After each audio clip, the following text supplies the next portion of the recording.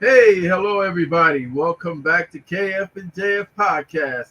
Today is one of those days that it always happens. We keep getting more and more um, vendors and entrepreneurs on this show, and it's just so exciting. Everybody we meet, we don't know everything about them, but I tell you, by the end of the show, we'll learn a little bit more, and hopefully that information helps you out and helps you to be able to decide, you know what, I may need this guy's service, I may need this person in my life in some sort of way, and we're building that network, and we really do appreciate you guys, for not only for looking at the show and doing the subscriptions and views and all that. We really want to thank you for going to the joybeloved.com and making those purchases and helping us to be able to promote the show and be able to have the finances and things that we need to go out there and bring these people to the show. So we really want to thank you for that. We really want to tell you that this is one of the things that helps us to be able to shine along with our guest, who is the star. So thank you guys so much out there. As you guys know, if you watch this show, you pretty much know how it works. And one of the things how it works, we have a co-host. We got to introduce our co-host right now. So let's go ahead and do that and give him a round of applause while you sitting there on your couch. Greetings. My name is Razak. I am the CEO and founder of United Minority Business Ventures. My purpose is to help small businesses grow. This means I will assist with the creative process and maintenance of your business. The method to achieve results is simply building a deeper relationship with your customers. I do this by forming opportunities to communicate and collaborate with your followers, subscribers, and other business owners. By using a wide range of networking tools, we will have an understanding for building your business profile, what type of social media marketing fits your productivity and your availability, and building your financial profile, branding your services, product, or merchandise. Together, we may also determine what type of license is needed to operate your business. And does your budget permit the ownership of your own domain or buying into pre existing sites that host your page? I like to drive traffic by managing your website. This allows me to work with you to select posts that create subscriptions, comments, and likes.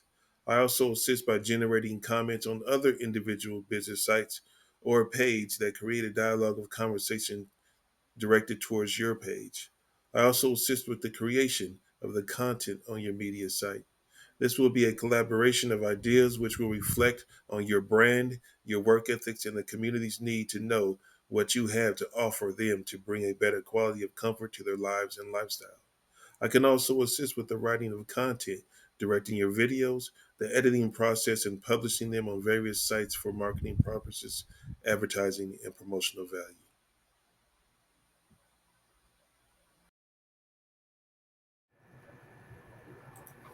Yeah, everyone out there already knows that, we appreciate everything Razak is doing to, support the businesses that are out there that come on the show. And, if you guys have any questions or have anything like that, please make sure you email us and let us know. And Razak will be able to help you in any way he can and uplifting your businesses and being able to put you out there in a place where you want to be in your marketing and everything else that you need to help your business succeed. And so, without further ado, this guest of ours is so special in so many different ways, and I'm hoping that all of you guys out there really, really pay attention with all of the good information he has, and let him introduce himself. Here we go. Hey, everybody. My name is Anthony Van. I am the owner, CEO, and uh, plumber of AV Plumbing and Rooter Service. We do remodels, service and repair. We do water heaters, faucets, sinks, any and everything that has to do with plumbing. And if you have any questions, any concerns, need service, please give me a call at the number that you see below, and I'll be glad to assist you. Yeah, Anthony, man, we're so excited here, man, and everybody should know that this guy does a great job. Once you see all of the different work that he's done and with his business and all of the intricacies of learning how to put your business together and then also learn how to do your plumbing and some of the things that you need to learn about that. We're looking forward to making all of that happen. But let's get this show started and talk to Anthony about one thing. What's unique about you, Anthony? What are some of the things about you that not many people know that you would determine to be like, what's something I don't really tell everybody? It's a little bit unique. Well, besides being a plumber, uh, I love live music, and I love instruments. And recently, I started taking up the bass guitar. Haven't quite mastered it yet. I'm getting better. But if anybody out there knows anybody that teaches bass lessons, give me a call. I'm trying to learn. I love the bass. Well, man, all I know is it's 4 strings or something like that. Does that Yeah. help? Well, see, the 4-string bass, a 5-string bass, 6-string bass, and an 8-string bass. Oh, okay. See, you know more than I do. I used to just play the 4 string, but that's just one of those things that been years ago. One of the other things, tell us a little bit about the business. Tell us a little bit about how you started, what kind of was one of your motivating reasons for getting into the plumbing business? Did you go to school for it? Tell us a little bit about how you became a plumber. Well, it's odd because I actually went to San Diego State and I graduated with a degree in psychology. And initially, I wanted to work in foster care, to counsel kids and see them become productive citizens in society.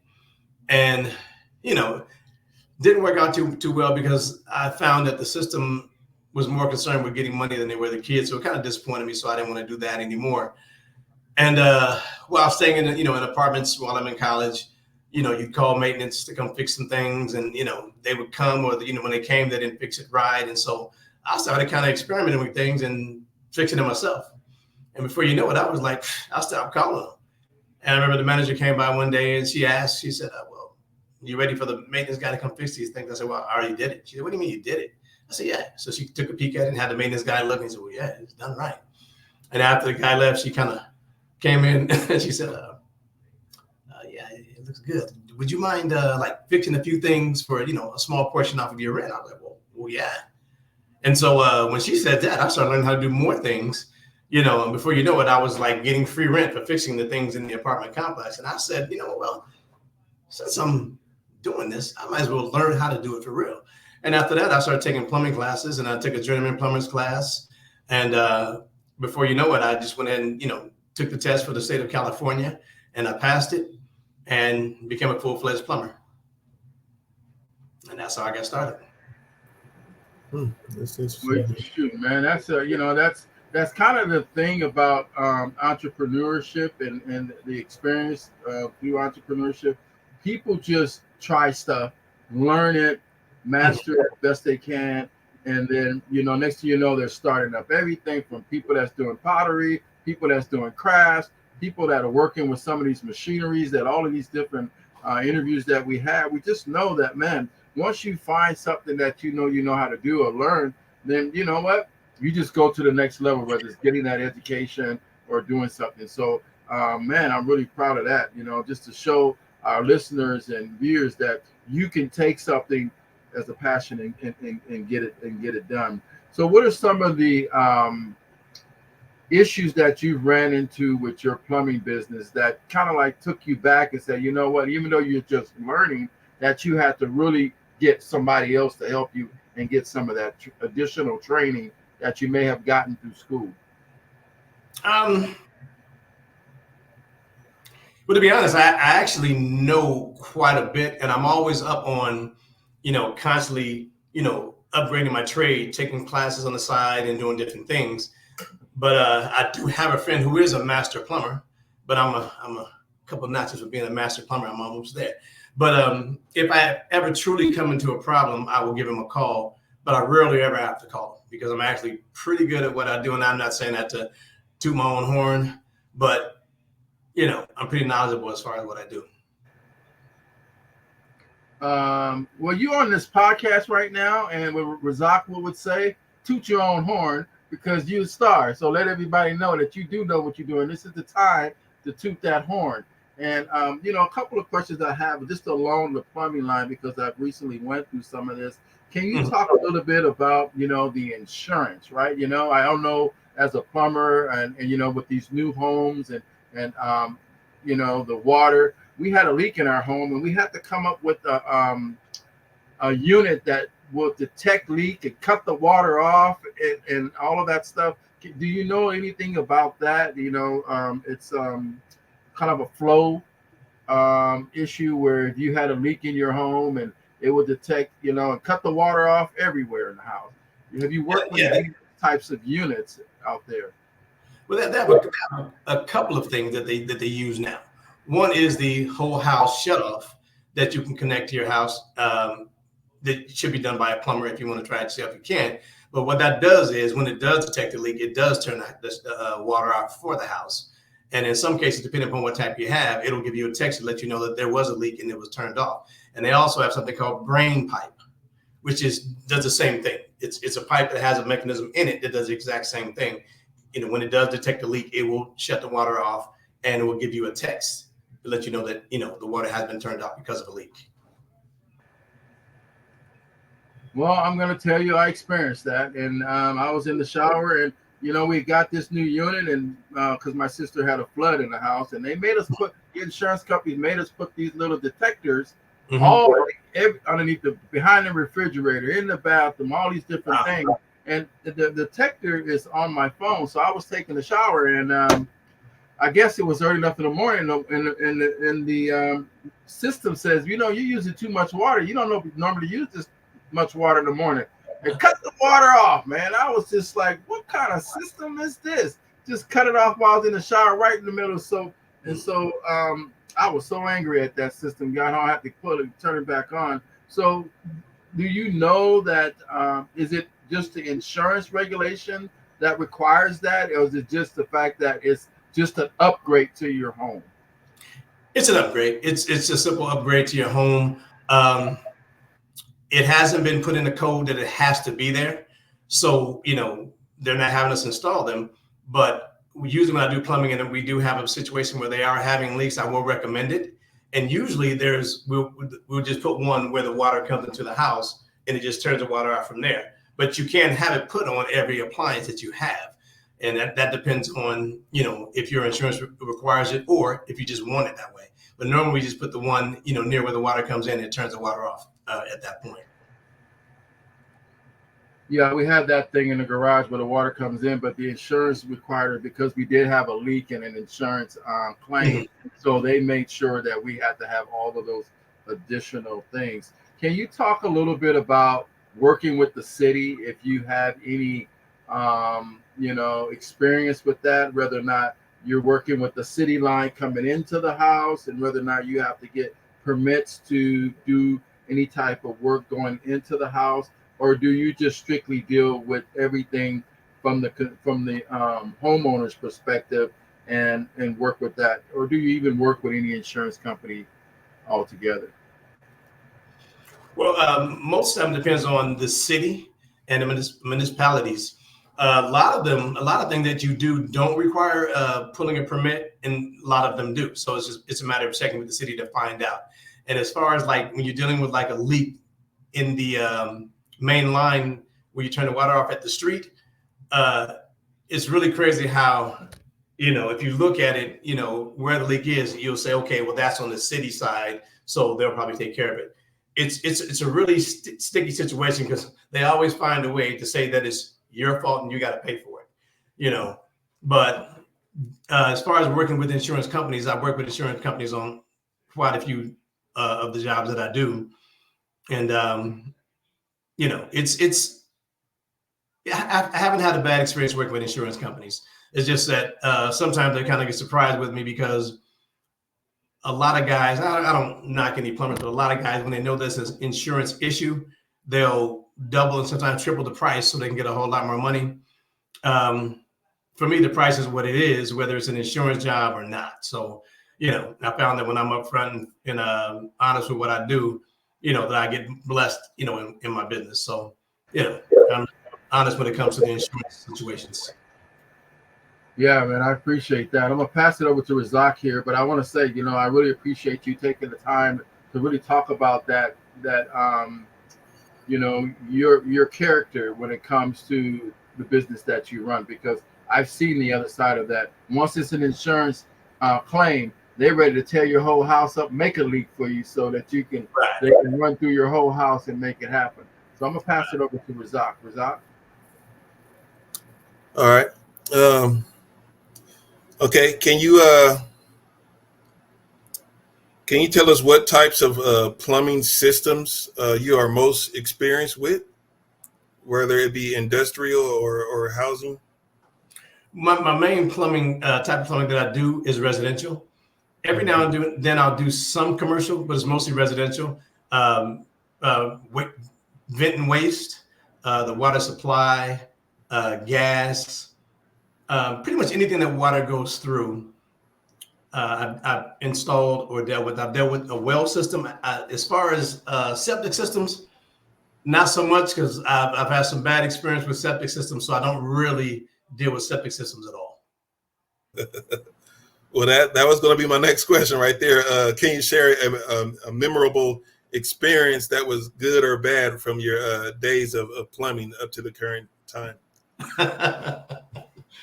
Now, I had really never really worked on a septic system. I know that the plumbing is, the same for the most part as it is in a house. And I was working on a pipe that went to the septic system, and I don't know if I did something wrong or turned something wrong, but it kind of opened up, and some of the things that are inside of the septic tank came out and kind of saturated my clothing. So it took a while before I was able to go home, and my wife would let me in. Oh man, I heard that.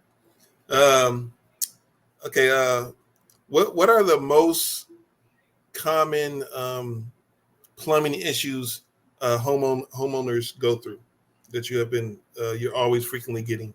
And when you're answering this, is there sort of like a precursor to how they can either prevent it? I mean, well, of course you want the business, but the most things, and how can they kind of give them like what you do and how to fix it? Okay. A lot of the things I run into on a regular basis are leaking faucets. Sometimes, like I showed you in that toilet, the fill valve going bad, or the flush valve. A lot of times it can happen from the thing in the front, which is a pressure reducing valve. And what that does is it regulates the pressure that goes into your house, which is supposed to be between 50 and 80 psi. If it's above that or way above that, what it does is the pressure is so high that it starts to make the washers inside of some of the faucets and toilets and things like that fail. And when they do, that's when those things go bad. So if you find that you're getting, leaks and different things on a regular basis, when you're not using a whole lot of water, or things, are basically new, then it's probably the pressure reducing valve. Okay.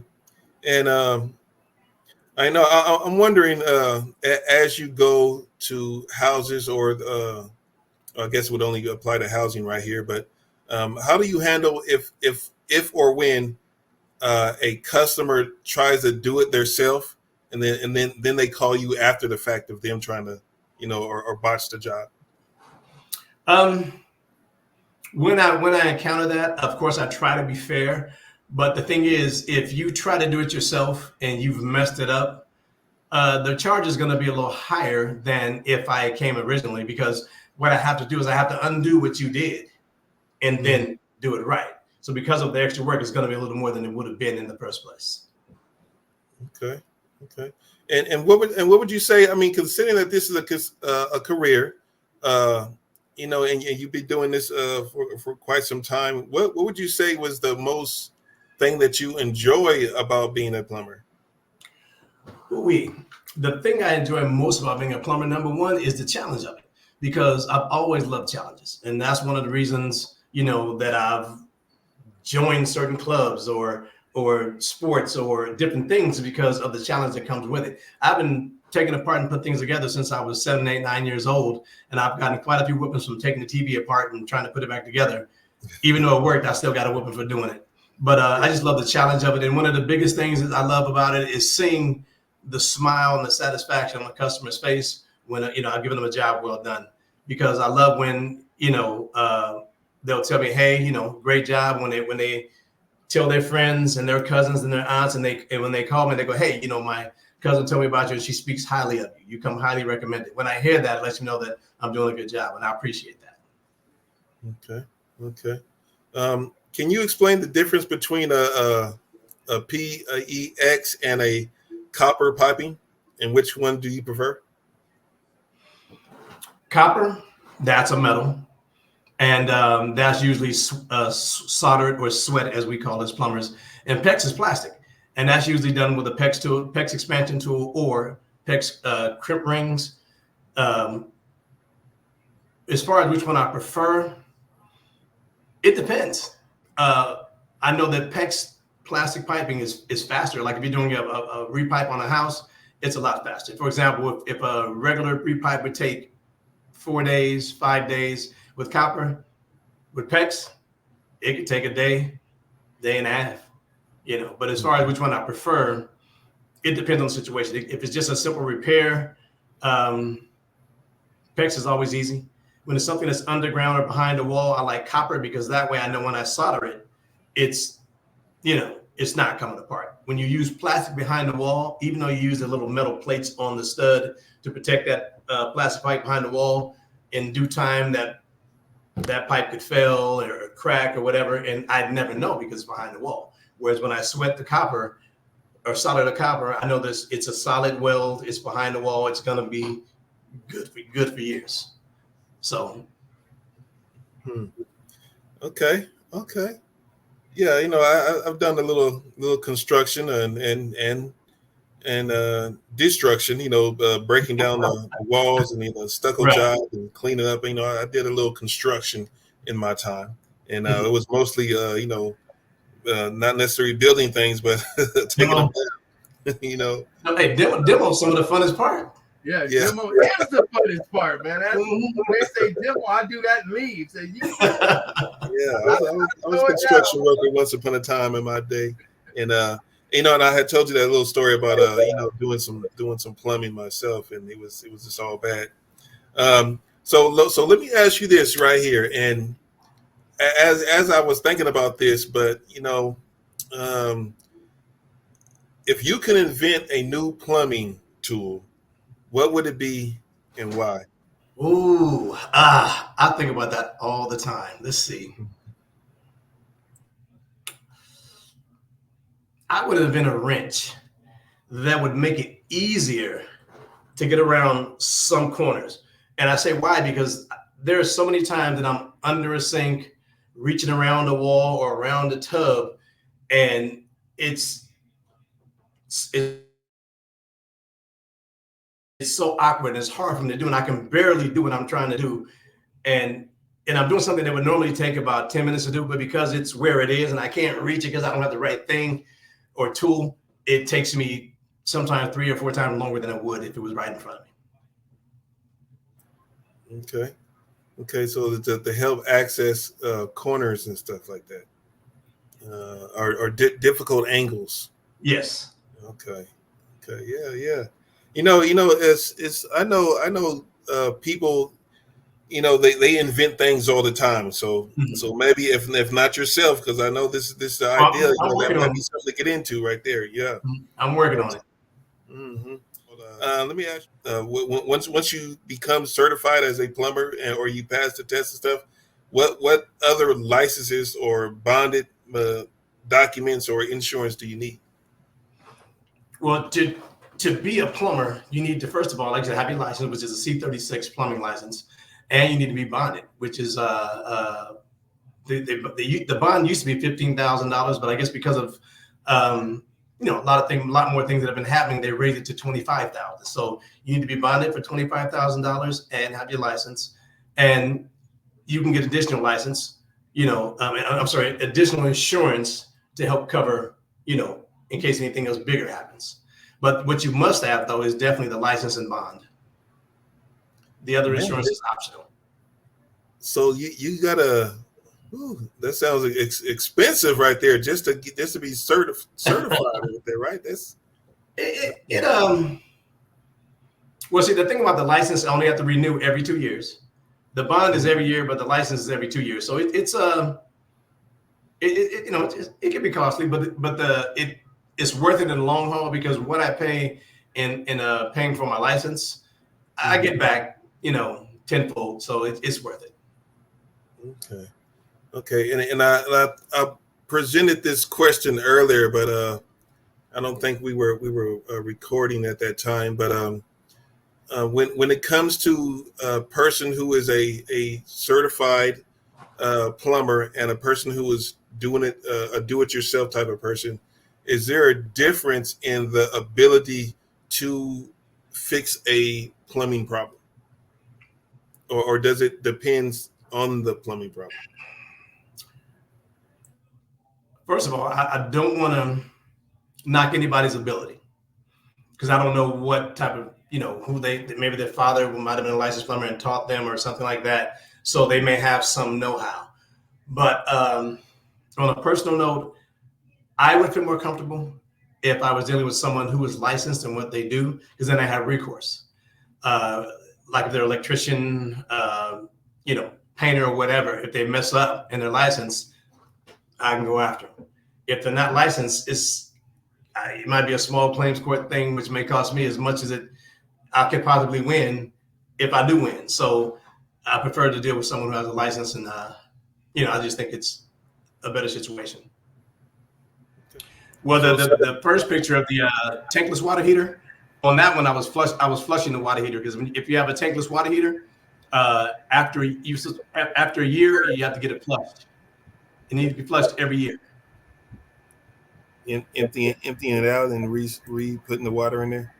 Well, inside the water heater, the mechanism that heats the water up, it gets scald residue and all that kind of stuff. And once that gets in there, it can get into the filter, and it'll affect the length of time that you have hot water, and eventually you'll have none. So you have to get that flushed and cleaned every year.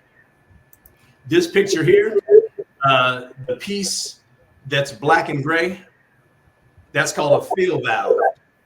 The lady I put it in for, her fill valve wasn't working, so her water was constantly running and filling the toilet up, and it would overflow sometimes. So I had to replace that so that the water would, when that little black cup gets to the top, it turns the water off. So I had to replace that, because hers wasn't doing that. It allowed the water to keep running.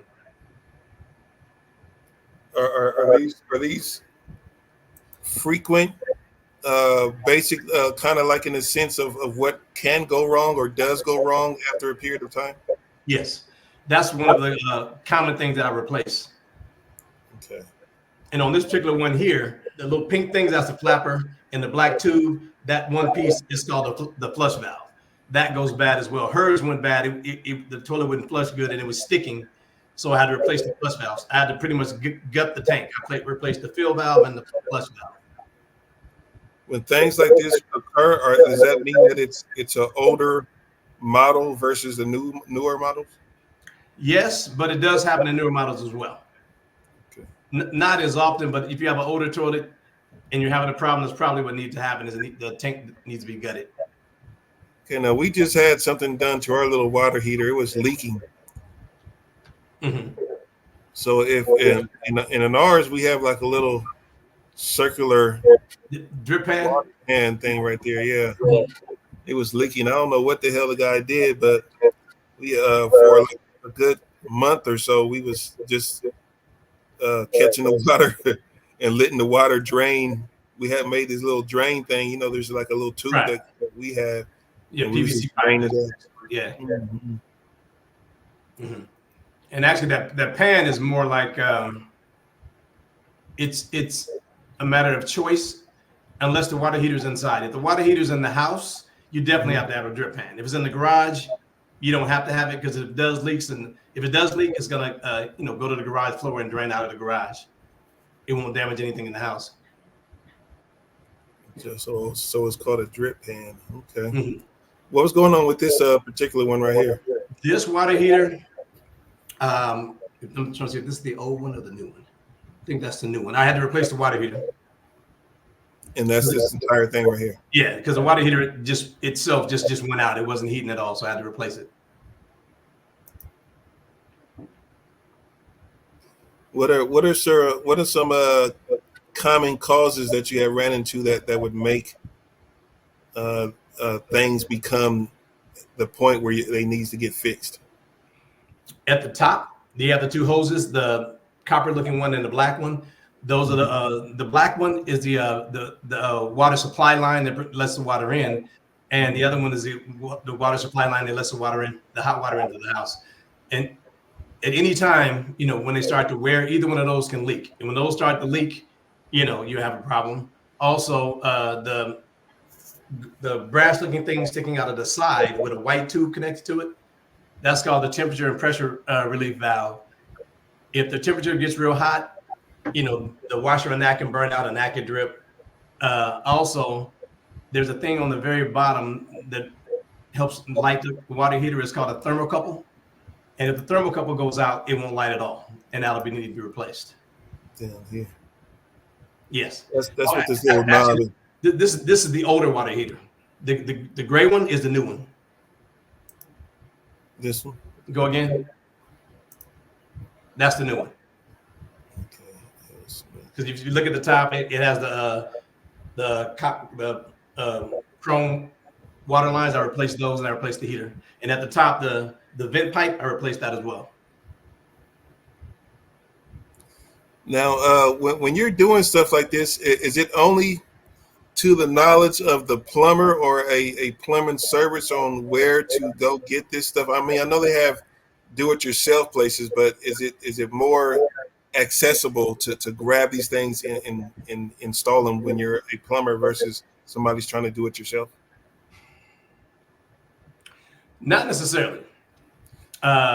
Like when we do go to Home Depot or Lowe's, and there's a place called Thompson's Plumbing Supply, there's Ferguson's, any of the places that we go to, the materials that we get, we don't get them any easier or cheaper than a homeowner would.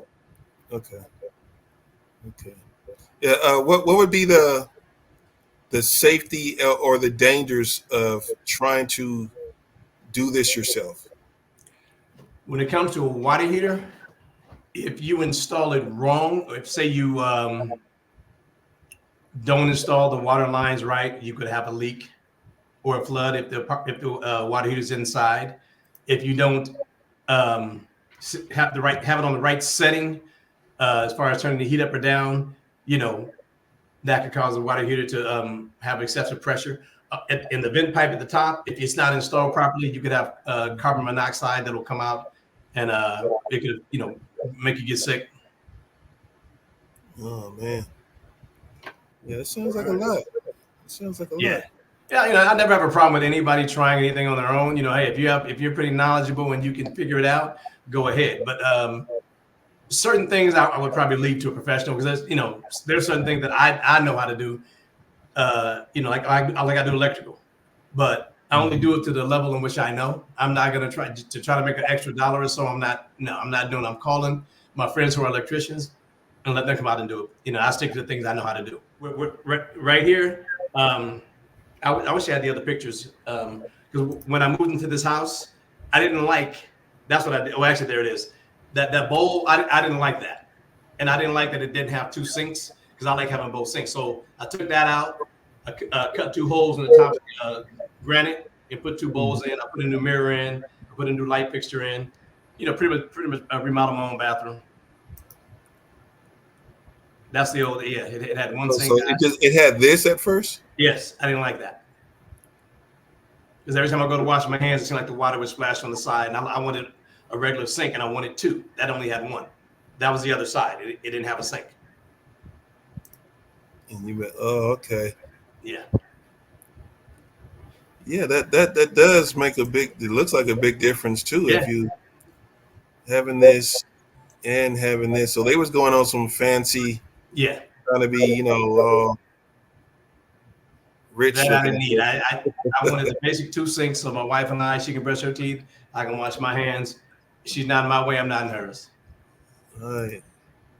That's the light fixing. Yeah. Okay, so that looks definitely a lot better than that other one. Yeah. This looks crazy. That was somebody. Is this abandoned building or something? Yeah, no, that was a water heater at a mobile home.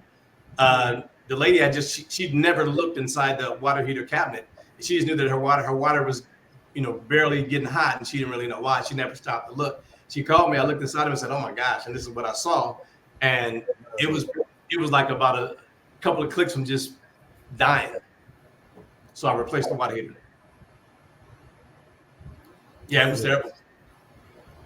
I mean, like I'm surprised it's even functioning. Look, okay, now when you run across something like this, what kind of infections or dangers are within the water coming through the water thing that looks like this? Well, it's something that looks like this. There's definitely dangers because the water probably has rust in it and other deposits that she's getting on her body when she showers. So she might be getting small pieces of metal, in her body, in her eyes, plus whatever is inside that gunk and rust and stuff that built up, from sitting inside the tank all that time, with the old water heater. And this is the new one. Mm-hmm. Mm-hmm. Is this a 2024 thing? Oh, well, let me see. Oh, 2022. Okay. Mm-hmm. All right. Okay. Do you have to have knowledge of electrics and gas or water, or what those entails? Well, this no, because honestly, the wiring it doesn't run by electricity. It works by the pressure. Because what happens is when you click this little black button here, when you push this button in, Mm-hmm. that button, and then click the little clicker on the bottom of it, it ignites the gas, Mm-hmm. and then once it ignites the gas, then it makes everything else on here work. It doesn't work by electricity at all. You need no electricity whatsoever. Oh, okay. Just pressure. Where there's a hole in the ground and a black pipe going across, what that was is a lady wanted to move her toilet because she was remodeling her toilet. So I had to jackhammer down, cut that black pipe, and then move what's called a toilet flange, the thing that the toilet sits on top of. That's the finished product right there. Man, so that's I mean, that looks crazy, but you had to open up so you had to replace all this too, like retile it and do all this stuff. Yeah, what you do, once I'm done with that, repack it with dirt, and then a guy comes in and fills the concrete in, and then once the concrete, cures and dries, they put the tile on and whatever flooring they're gonna put down. You want to see what's going on with the back of this head right here? This noggin is Now on that particular one, I was fixing a leak. There was they had a small room in the garage, and so they had a hot water pipe and a cold water pipe that ran from the house to the garage, and the hot water pipe was leaking underground, so I had to dig down and get in there and replace a long section of pipe. So I actually did I did some plumbing before, and we had to do something like this for a soup plantation in Tustin, and we had to do this exact same thing, man. We drilled it, and I don't know what we did, but I think we hit like one of those sewage pipes or something like that, and it just started like just reeking the whole time we was doing that. We had to have the lab, and it was just so crazy because the guy was telling us how he had to open for business, but it was smelling like sewage, right? And we was like, well, man, I don't, I was just doing what y'all was instructing me to do. I mean, I was, and right. The guy was like, any little crack or something or one wrong pipe so that and stuff like this. You guys don't have that same thing where a sewage pipe is parallel right there with it, right? All these things are in different areas. Do you need like a blueprint? I guess that's what I'm trying to say. Do you need like a blueprint before you start digging and knowing where the pipes is at? It depends on if I know where the leak is. If I know exactly where the leak is, then I don't need a blueprint. But if I'm uncertain which way the pipes run and everything is covered and underground, then I would ask for the blueprint or plans to the house. Always, there's a joke about a plumber. There's always the plumber that comes over, man. And was fixing the sink and putting in the new sink and everything, man. And I was like, why this plumber don't pull up his pants? What is every plumber, man, I don't know what it is, man. They just get aerated and they just stay with it. I'll be like, man, if anybody walked up to you and said, man, you know what? I know you're a plumber, but stop that, man. No, it's crazy because I see a lot of memes, a lot of jokes, a lot of videos, where a plumber, they call it plumber's crack, where they crack is showing, and because of these things, I'm always so conscious of all of that. So if I know I gotta, get down on one knee or bend down or anything, I make sure I put my pants up. I put my underwear a little extra high so that there is no crack. Cause That's crazy though. That's crazy. They got a whole plumbing, yes, stigma. It's a thing. Plumber's crack. Oh man, since I was a kid, that's all I remember. Is that them tools on your belt. Yeah. They out there, man, working and shit. Like, man, what is going on with these plumbers? Man. Every plumber got the same crack. They just Yes. on the show. I've seen it working with other plumbers. I'm like, bruh. I don't want to see that. That's crazy. They got the jokes out there. Let me ask you a little bit about the equipment that you use. Sometimes for a plumber, there's these detectors that detect the leak. Whether you're detecting a leak through concrete to see whether or not you have a leak underground. Is there certain type of equipment that you use that help you to identify certain leaks that you need to have in your repertoire as far as your tooling when you're out there doing a plumbing job? Well, yeah, I mean, if you depending on where you're looking for a leak, like if you're looking for a leak behind the wall, I have moisture meters, I have sound detectors, and same thing if you're looking for a leak under the concrete, you have to have the right equipment to allow you to hear the leak and know exactly where it's coming from, because you could hear a noise 2 feet from you, and the leak could be 3 feet the other direction. So you have to have the proper and adequate tools to be able to properly determine the leak. Because once you start digging in the wall or jackhammering the concrete, you want to be sure you're as close to the leak as possible. Otherwise, that's a lot more concrete to be paying for. Yeah, I've done I used to lay concrete and do all of that stuff, and the one thing reason why I asked that question, because we thought the leak was right there, and man, we chased that leak, and by the time we got through chasing it, I mean we were sitting there for a day just to pour concrete and bring that thing back, bring that job back to life, as far as what it used to be. Right. So I do appreciate you talking about the equipment that is needed, and so that even the homeowners should be aware of when they hire a plumber. Does he have that kind of equipment, or do he needs to outsource to some other place? And another thing I like to ask about is the molding of moisture. I don't know if you deal with that in the plumbing when you go to do a job and then all of a sudden there is mold or something behind the drywall that you've detected that was due to the leak that was there. How do you work with the molding, or do you, once you notice that it's molding, or do you have a detector that do that and you sub that out, then you come back in and do your work? How have you run into any issues like that? Yes.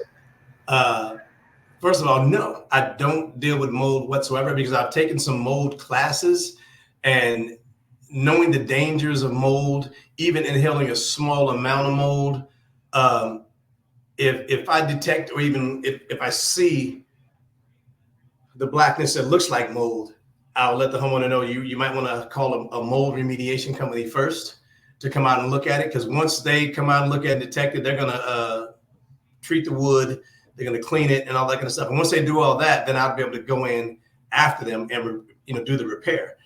But no, I don't deal with mold at all. Mm. Yeah, that was a big issue here. We had some mold and you have to pay for that to test, like $500 plus the other. Then they have to take a piece of it and go test it. It was a big issue, and that's what I was just learning about that. And then they come in and spray with the bleach water or whatever that combination is. But I just learned that, wow, it's so much that goes on in the plumbing world that, even though the plumber's there to do one job, he's running into so many other things that he has to walk away from Yeah. before he gets to that job. So let me ask you, when we're talking about, the jobs and the work that you're doing, what are one of the big jobs you've done? You said, you know what, I got this contract to do this big plumbing job, whether it was, laying pipe, or whether it was just a huge repair job that require you working with other,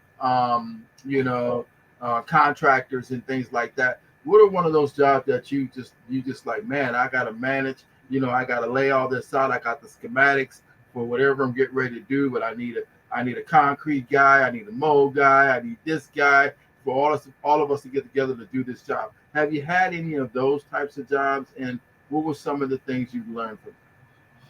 Yes, I have. There was one I did in Los Angeles. It was a 8-unit apartment complex, and the owner wanted to go in and replace all the tubs with showers, wanted to replace all the toilets, all the sinks, and faucets and the piping under the sink in the kitchen, in the laundry area, in all 8 units. And he wanted to take out the sheetrock and put drywall. So I had to, get a sub for the drywall. I had to get a sub for the tile, and then I had to hire a couple plumbers on to help me. And I was the lead guy, so I had to organize and situate the whole crew, get everybody, flowing here and there, pay this guy, pay that guy, and do all the paperwork. Yeah, that's one of the main things about being a contractor is being able to know where what's in your wheelhouse, as they say, right? Right. What's in my wheelhouse? What exactly that I can do to accept the job? And then having the other people that you're going to hire to work with you know that they can do exactly what you need them to do, so that you don't have like oh, they did this job now, oh my God, they'd have messed it up, and now I got to go back and redid that. And I had that happen to me, and it's costly. How about that? It's very costly to go backwards in anything that you do. So let me ask you, then I'm going to pass it over to Razak, and then I just want to know, like, what's your passion? Like, what are some of the things that you're passionate about and that you just, are doing outside of the job, outside of your you talked about playing the bass guitar, but what are some of the other works that you are passionate about? Well, for me, this is a big one because of some of the recent things that have happened in my life. I'm passionate about men. Unfortunately, I've had some people close to me commit suicide, 3 of them, and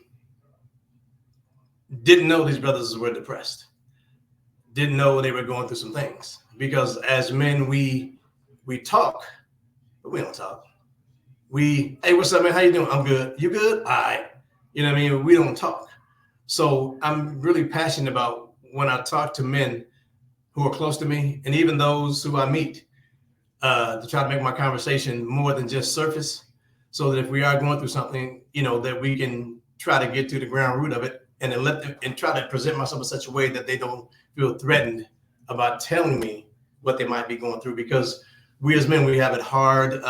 We have this machismo that the standard we have to stand up to as men and be strong and this, that, and the other. But we're just human, and it hurts me so much to see these guys do this, take their lives because they were hurting, and no one really was there to listen. So that's one of the biggest things I'm passionate about right now.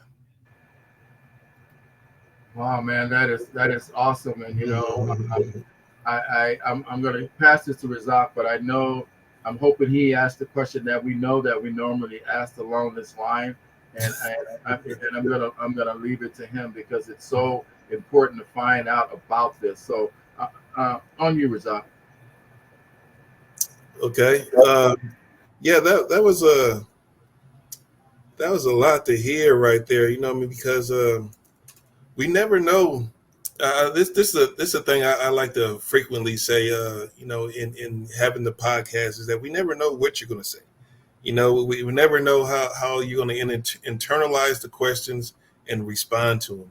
And it's always that surprise moment, like when people say things of that nature. When you have some people pass in that type of way in passing, Yeah. such as suicide. And what we always like to ask too is how do you mentally um, take that in, go in and still do the job, you know what I mean? Because you still got to keep working.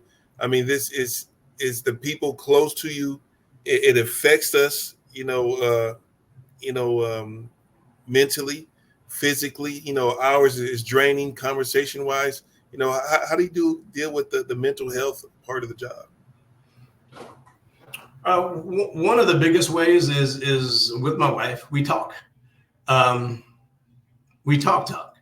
I don't sugarcoat or surface talk my wife. I let her know how I'm doing, how I'm feeling, and sometimes when I may not be able to say what I'm feeling, one of the things that I do is sometimes after a long day's work, I'll go in the backyard after, and I'm drinking some an old fashioned that I made and smoke a cigar. And my wife, she has a good sense of me, and so when she comes in, she looks back there and sees me back there, and she thinks, okay, he's going through something. She'll come back there, and if she asks what's wrong, I tell her. That's my trigger. That's my opportunity to tell her what I'm going through, as opposed to trying to hold it in. But as far as just on a daily, I look forward to going to work, because when I work, when I meet my customers, I make conversation with them, and when I talk to people and hear some of the positive things they're going through, it keeps me on an upbeat mode. So if I stayed home, took some days off, and did nothing, I think that would do more harm than if I go out and just continue to do what I've been doing. The thing that I love. I love my job. I still love my job, and I don't know when I'll retire. And to keep doing what I love to do, it keeps me going. And then my grandkids, seeing my grandkids, that's my purpose. That's my why. That's my reason for doing what I do and for being here. Okay. So I seen this movie, man. I was thinking of what the movie was, but is there a funny or laughable moment, or maybe even a horror story that has to deal with pests or rodents while you was doing your plumbing? That you can tell with us too. Yes, sir. Uh, I remember like it was yesterday. I was working in Long Beach, California, and a lady had a couple of leaks under her house. And in Long Beach, the houses have a raised foundation. Is 18 inches. 18 inches might sound like it's a lot, but it's really not. And I go down there, and I'm like doing a little army crawl, towards the pipe. And I get maybe within 2 or 3 feet from the pipe, because I can see the leak. And as I'm getting a little bit closer, I look up and I see these two glowing things, and they were eyes. I was like, oh, shoot, what is that? So I'm thinking it was a cat. No, it was a skunk. And the situation I was in, I couldn't get up and run. So all I could do was slowly turn and do this as fast as I could. And at first, the skunk stood there. And then shortly after, he started coming towards me.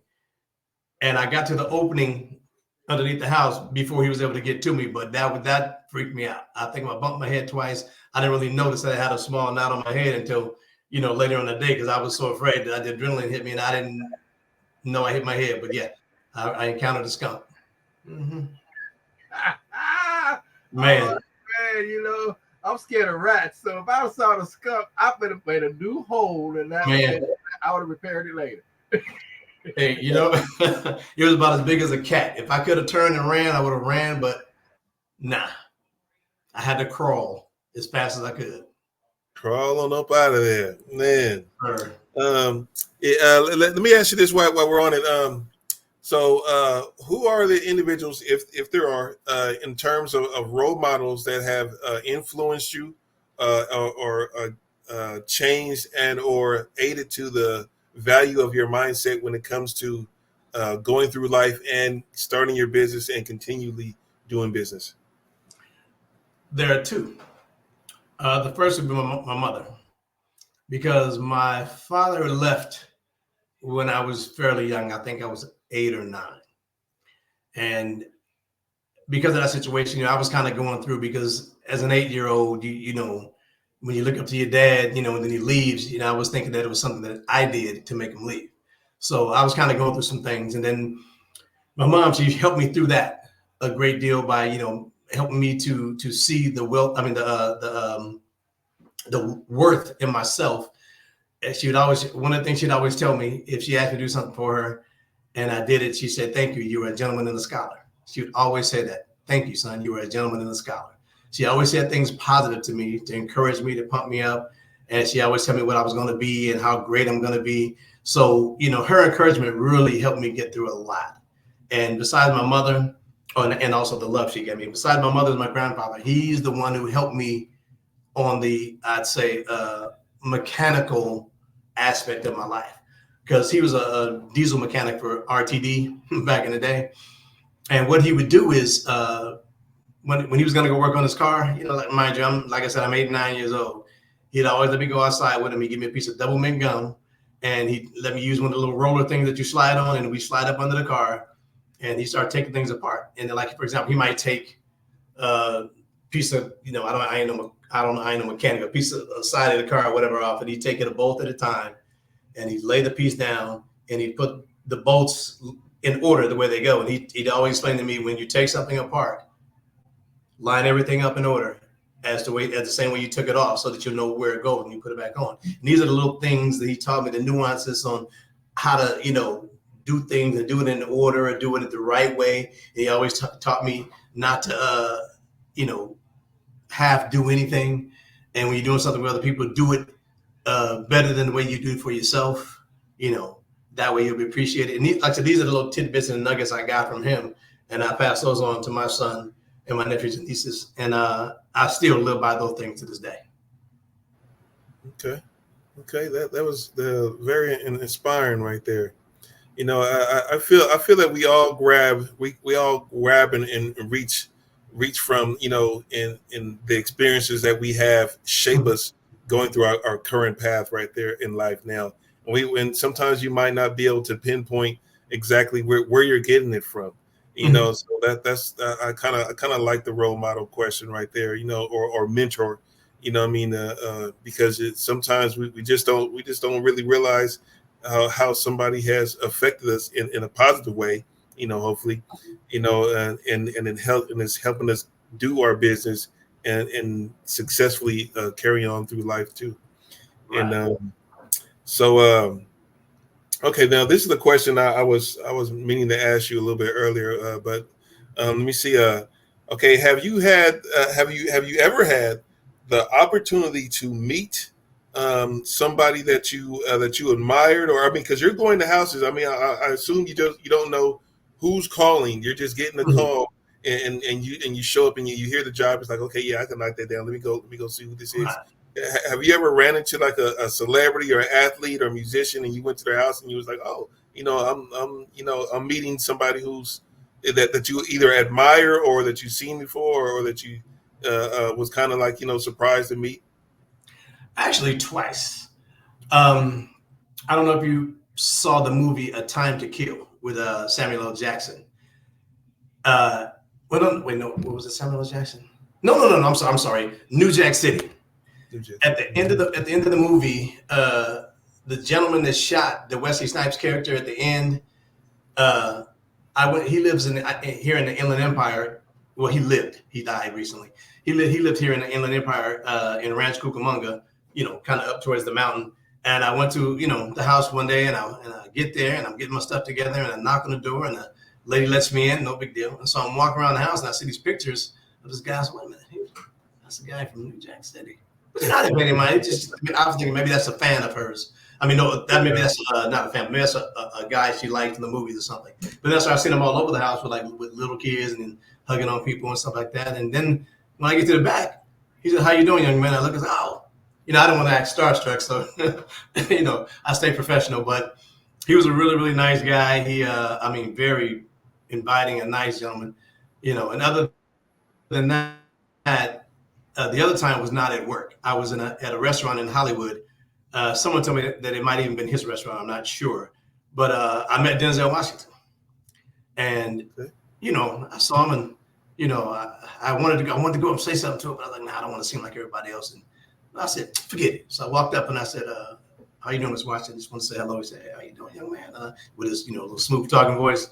And I said, he said, well, thank you for coming up and saying hi to me, man. I said, no problem. I said, you enjoy the rest of your meal. And I sat down. He was just, I thought he was going to get mad, freak out. No, he was, hella cool. I heard that. Yeah, that was always a question I always have with people who have services with that just get calls and just randomly go to places, because well, another thing I was thinking of when just as I asked that question though, but I was thinking like there's if you look at TV, you got your super mega stars, like Denzel or something, or Samuel, and then you have people who are in TV, but we might not know who they are, and they could be live right around here because there are so many shows, there's so many stations, there's like 1,000 stations that and all these are actors. They might not be getting the awards on stage, but they're still actors. Or they're models or whatnot. What I mean? And, we just never know who they are, and these are the people that are probably right here in the area next to you, and you never realize unless you actually looking at that specific TV show that you're talking to a star, what I mean, or a celebrity in a sense, or a musician, and yeah. But let me ask you this. So we were having we've been hearing a lot of good things about your business, but what were some of the challenges in the form of setbacks and that played a crucial role in your personal development?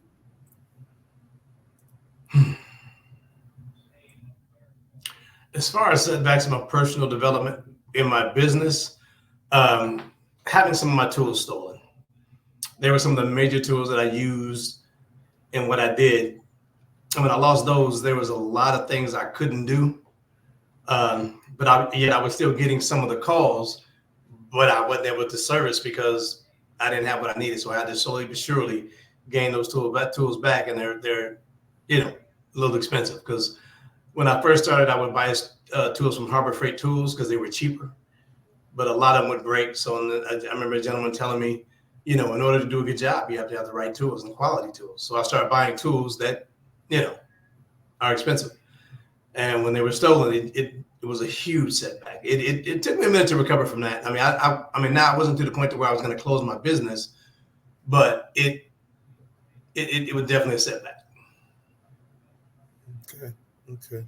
Yeah, I would imagine so. Without having the the tools to do the job, yeah, that would definitely. Yeah. I know some of those tools run pretty expensive too. What I mean? Yeah. With all the different brands that they have, there's always that's a challenging market is equipment. What I mean, in the name brand versus the brands that we don't see so often, and the price tag that comes along with those more known brands. Is there any books or movies or music that inspires you as you went on your path to do the job, or while you're doing the job that helped you better perform the job?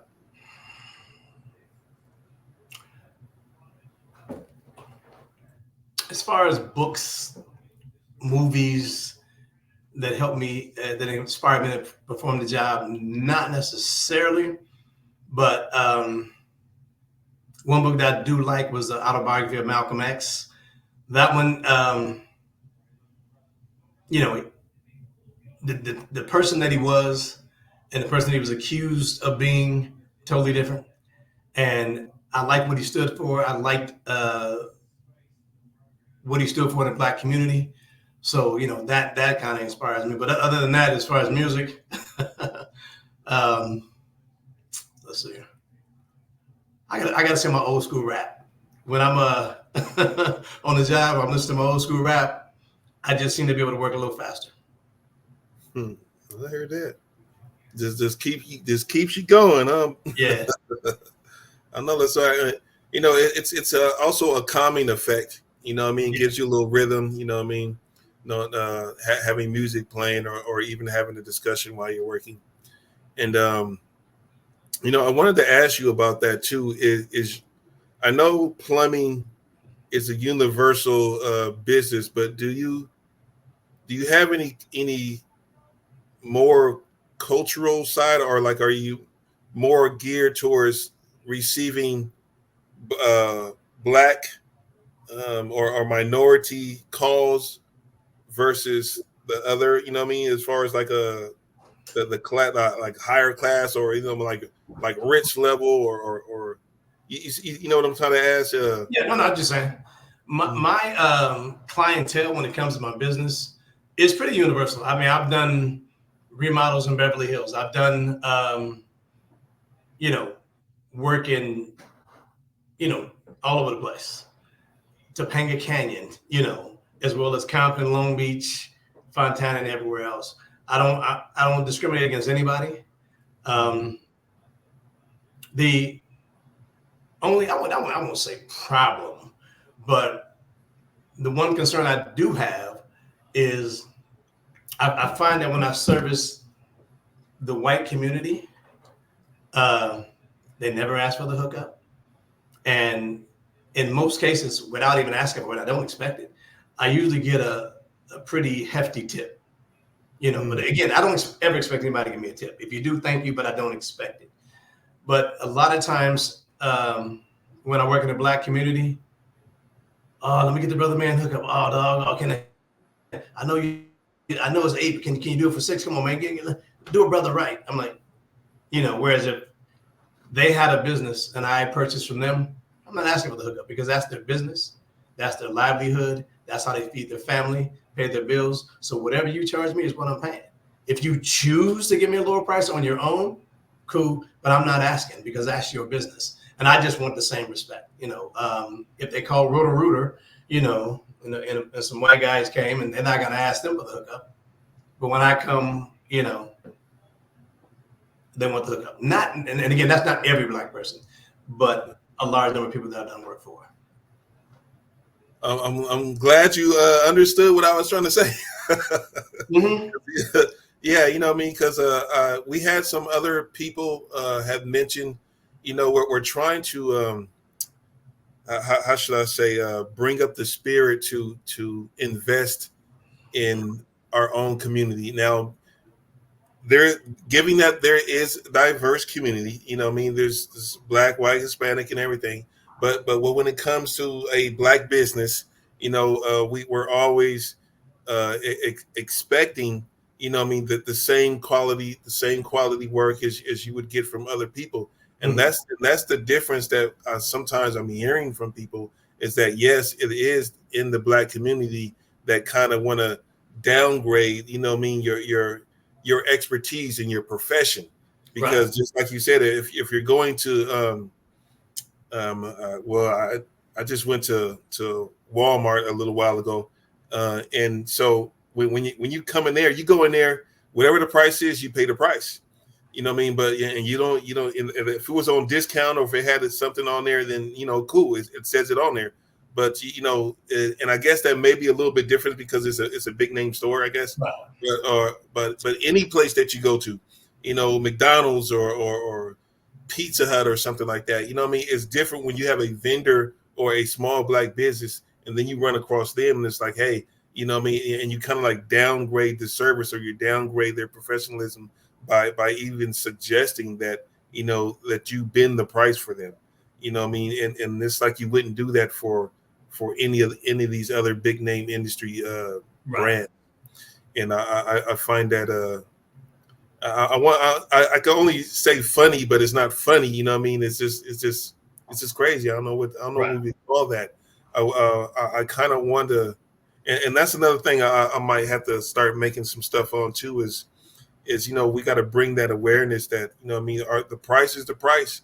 You know what I mean? There is, and you're helping out. So in that thing I was telling you earlier, what I mean, we never know where this money is going to when you have small independent businesses that, you know what I mean, it could be taking a family member who's ill, you know what I mean, it could be for their own health purposes, medical purposes, all these different things, for medication, for transportation, or even go back out there and get another customer, you know what I mean. And I think it's funny how or odd, you know what I mean, how we look at other people like that, you know what I mean. And then I'm talking about in the community is in a whole, you know what I mean. I know it's not everybody, you know what I mean, but those few people who do it kind of overshadow the I guess I should say the percentage that do it overshadow. If there's more people who are not questioning that or asking for discount, even the few ones that do still overshadow them. Basically, what I'm saying,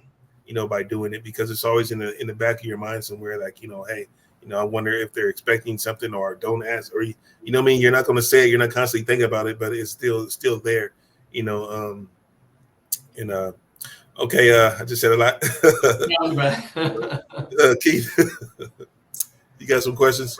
Yeah, I think piggybacking off of what you guys are talking about there, as far as the black community downgrading the work of each other, right? And we really should be honest about it and talk about it. It's not something we should run from. It is actually something that exists. Since we've had the podcast, and as many people that we've talked to in various industries, and they've all experienced some of that to a certain extent. And it's just the fact of, culturally, we need to start to, think about that. That's why it's important for people to see you. The reason why the podcast exists, and the story behind you, we're doing this, we're doing this documentary about you and your journey. The more we bring people to the show and show that journey, it opens their eyes to understanding that this is something that you're doing for your livelihood, for whatever you're doing to upgrade your life and all those things. So why should you be treated differently than the person that's down the street and everything else? And when you call somebody to your house and they come out to repair your refrigerator or do it, there is nobody that you call somebody and give me the hookup. Okay, if you need to go to the store and you got a boutique that's owned by a black lady and she's over there, making these clothes, why are you asking her for the hookup? She's been working all day sewing these clothes and making them for you. So it's something that we need to not be scared to talk about and know that it's happening. Because on a platform like this, and we're talking to everybody and people are listening to us, we want to say stop that. We want to say stop that, because that is something that is demeaning everything that we are trying to do as a community to uplift each other.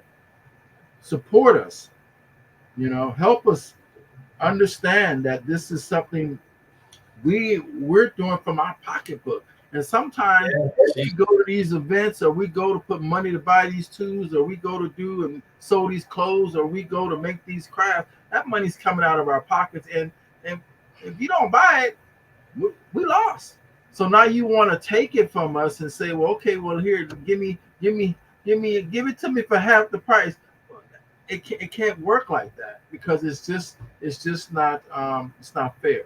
So I would suggest to everybody that listens and talk about this issue of community, and want to uplift each other. Well, support us, help us, and make sure that you don't downgrade us and make us feel as if we're less than, because we put a price on our work that everybody else out there is putting the price on there. And you never walk into Nikes and say, Nike, oh, get hookup, Nike. Oh, give me the hookup. Nike will turn around and put that thing on a pair of shoes, $50 the next day. You go right back into Nike and you say, oh, Nike, give me her hook. Nike ain't giving you nothing. You know what Nike's going to say?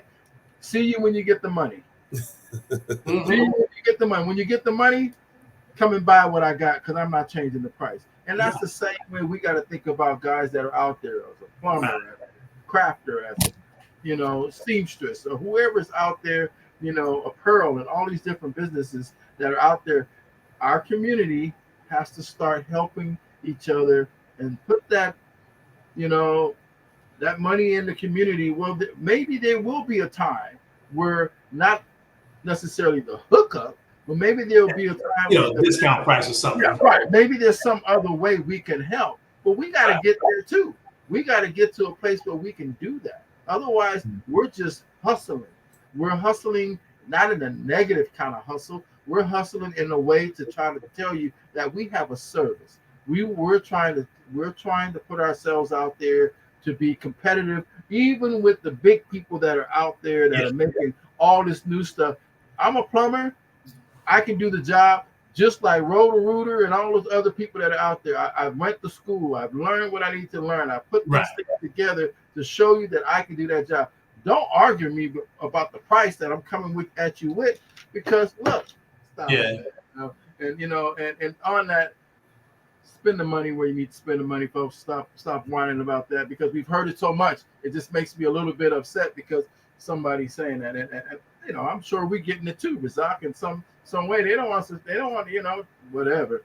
All right, let me stop before my show get cut off the air. But anyway, sir, I appreciate you doing that. I appreciate you talking about that. That's important to the show. That's important to everything that we're trying to do. And I thank you for being honest in that way. So right on for that. But let me ask you this, because I do have a few questions for you. It's about the youth, right? Because how we change what we're just talked about is trying to make sure our youth understand a little bit about business, understand about generational wealth, understand about mental health, understand about keeping yourself together, all those things. So what are some of the things you can talk to the youth about your experience that's coming through, not only your youth and your career? You talked a little bit about that left and all of that, and you still finding a way for yourself. Can you talk a little bit directly to them of the importance of staying focused? Yeah. One of the biggest things you want to do is get all the knowledge that you can, especially on those things that you love and desire. And it doesn't always have to be in the studio. I found that from college to now, that having my own business has been the best way that I've been successful. Not saying that you can't be successful working on a job. You can, because I know a lot of people who are. But as for me, I find that having my own business was the way for me. So don't be afraid to start your own business. Don't be afraid to step out on something you believe in, you feel strong about. And stay focused on that. Stay on that path, and don't be afraid to seek help. As far as trying to get this done, not taking advantage of somebody, but just seeking help and trying to get this done. And when someone reaches out to help you, accept that help. I once had a young man who I was trying to mentor to be a plumber, because I knew that he could one day be a good plumber, because he was a very fast learner. And it just kind of hurt my heart, because he wanted to make money the fast way, and eventually stopped coming out to help me because the money he was making fast he thought was better. And when I asked him about it, he said, Mr. Van, I appreciate the help you're giving me, but what you pay me in 2 weeks, I can make in 2 hours. So it kind of hurt my heart. I guess I understood, but it hurt my heart. So, being a young person out there, don't let that fast money catch your attention. The long route is always the better route. You know what I mean? If you can get it faster through an honest living, that's fine. But take your time, get all the knowledge that you can, listen to those who are doing it or have done it, and and just flow from there. Yeah, I think you 100% right there, because our youth is pretty quick right now. Can you talk a little bit about what's the program that you how you're trying to work with you? Can you talk a little bit about what you're trying to put together and with the youth, and what does that mean to you? Well, I don't really have a program per se. It was just the son of a lady that I knew. She was saying that he wanted some type of work. And so I offered to teach him the plumbing trade so he could, eventually maybe start his own business and, make his own money. But I definitely am open to starting some type of program. I would just need somebody to guide me in how I would do that, as far as getting resources, as far as getting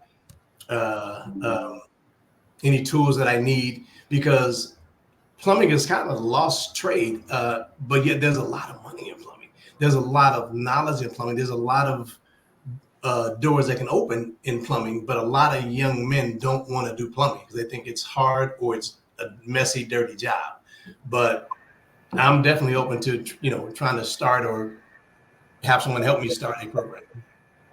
Well, I'm glad you said that because, one of the things that I think you mentioned when you said someone wanted you to show them, or you were taking on the responsibility of making, teaching one, like they say, you take one, you teach one, Right. and that's what you're doing. You start with that one, right? You start with what you can do and how you can move that forward. So I commend you for even understanding that, with our youth and the way we were growing, because we didn't have nobody that kind of sometimes that were pulling us aside and say, hey, let me show you this boy and all this stuff like this. We were running around, and it's different. So now it's more important than ever to take the time to do that. And on the podcast, the more people we talk to, we find that there are people like you that are out there trying to still pass that along, and so we really do appreciate that. So talk a little bit about your life lesson. What are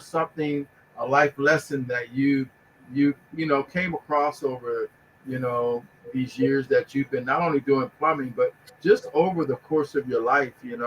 Have you had a major life lesson that just kind of set you on a path that you're on, or just kind of made you go, wow, you know what, I'm going to go this way?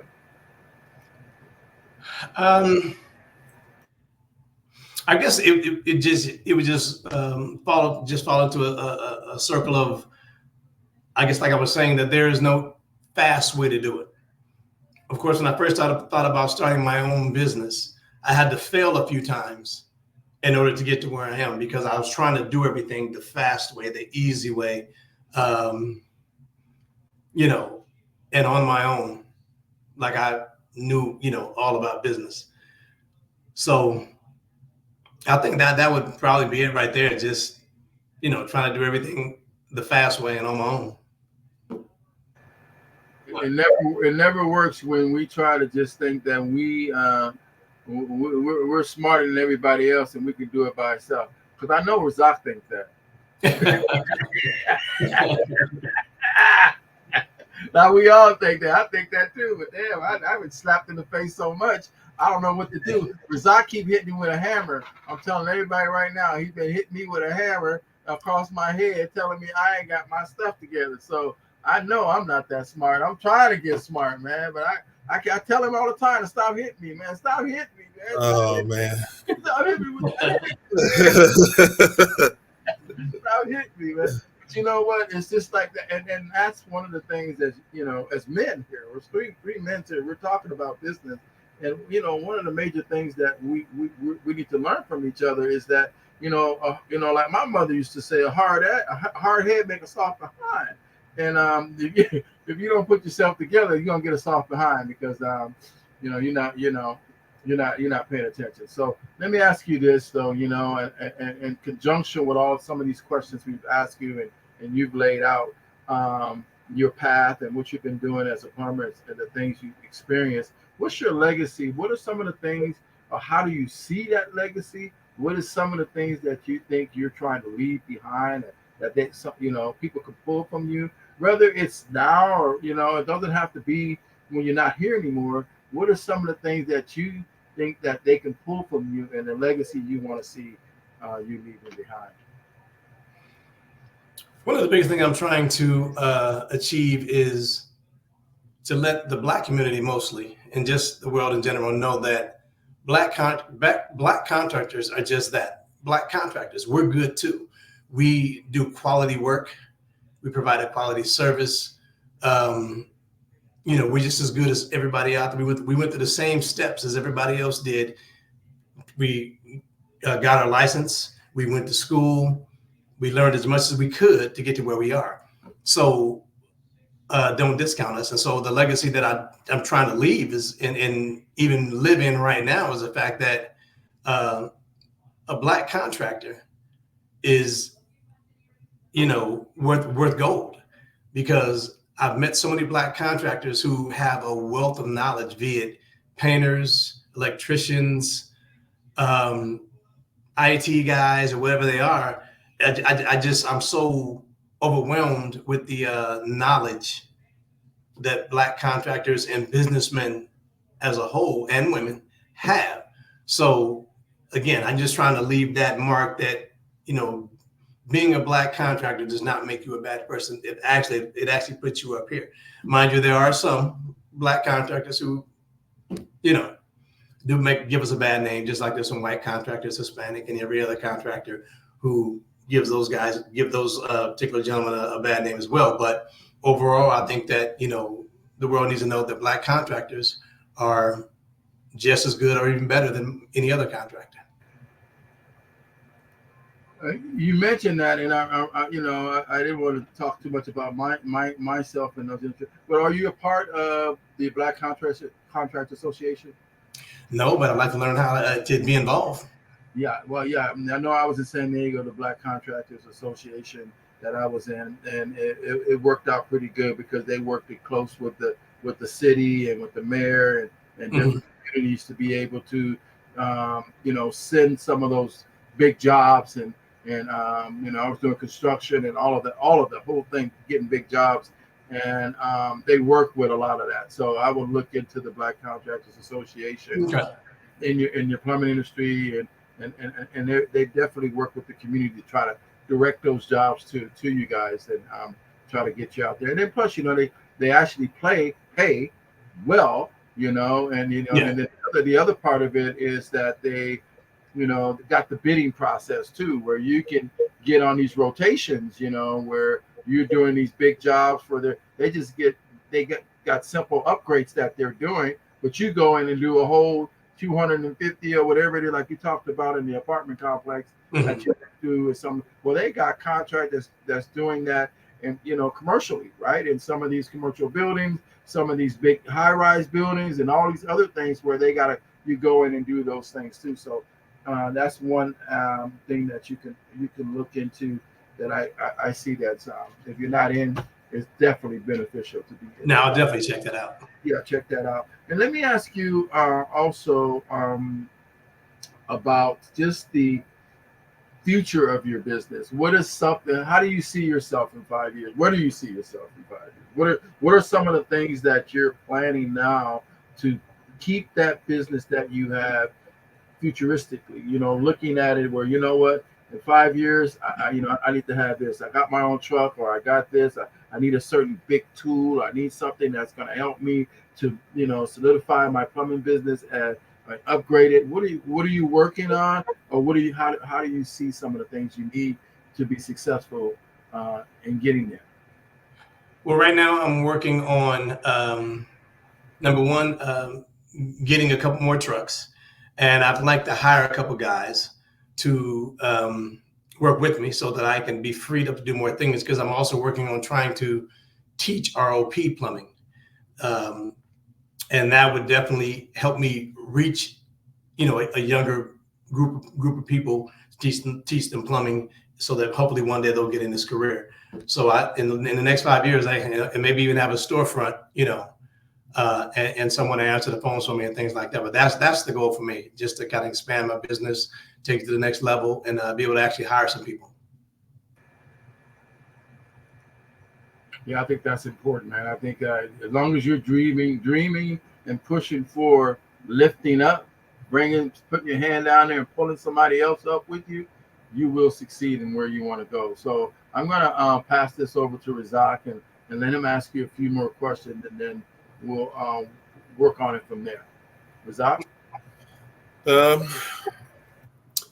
I was wondering if now I was about to surf the net in the background, but let me ask you if this is something that you do when it comes to like AI and this new technology that seems to be taking over everything and replacing the ideology of you thinking for yourself, and now the computer is doing it for you.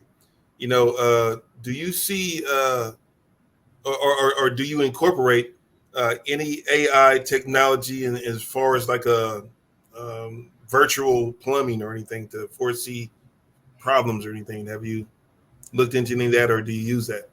I don't, because one thing I know about plumbing is it's it's kind of hard to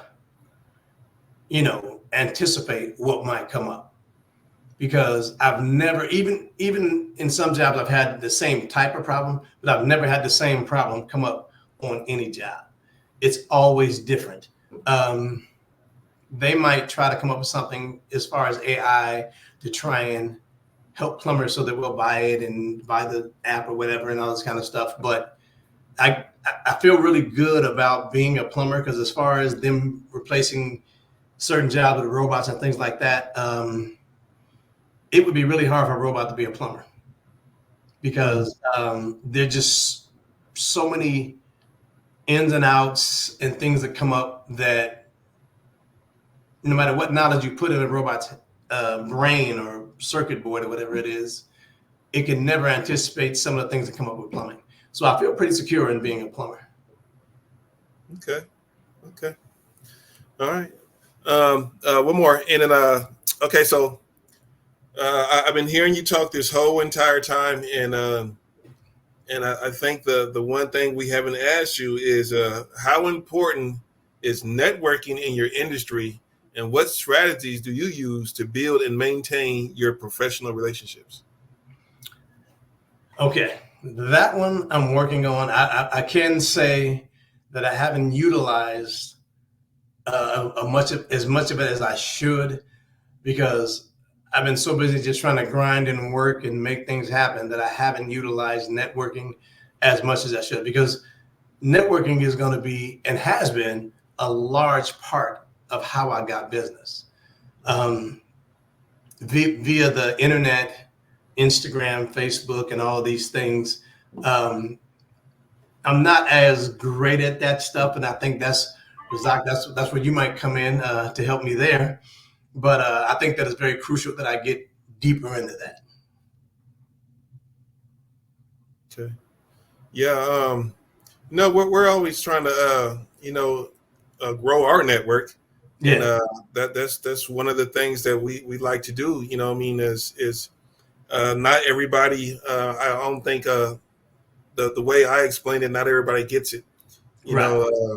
Of how the podcast works, as in the benefit for both of our businesses. It's basically sharing the information, word of mouth, posting videos. When you get your, like, say, when you get your customers, what I mean, get their emails, get their phone numbers, and make sure that they know that another problem may reoccur, or they may have a friend who might have a problem, or think it's not a problem right now, but catch it now. Just like sicknesses and illnesses, do deal with it now before it actually becomes a $1,000, $2,000-$3,000 problem. What I mean, and well, those are basically references. What I mean, and so when it comes to the podcast, we do pretty much the same thing as far as offering advertisement, marketing, publishing the video, putting it on different sites. Our networking method is the word of mouth and visual and audio. What I mean, and everything that we do.